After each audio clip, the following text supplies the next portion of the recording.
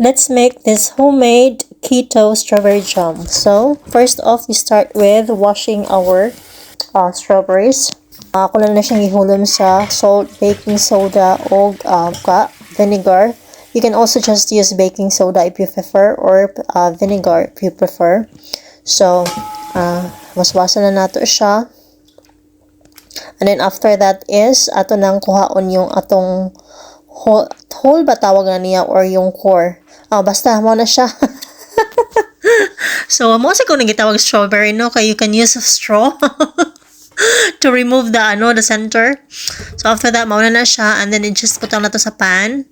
And then, add some, instead of sugar, we're using erythritol as sweetener. And then, i-mash lang nato siya. Hantod nga, mapino gid siya using a masher.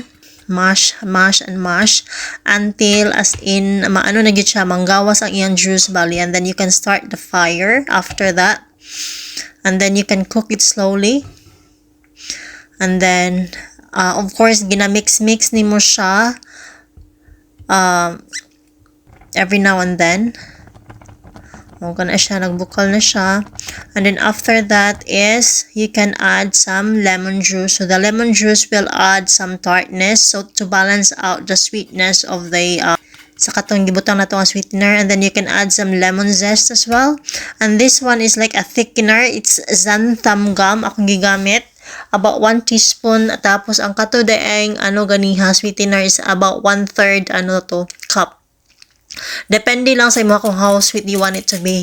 And then add some asin or salt to balance out the sweetness and to the flavor, enhance the flavor.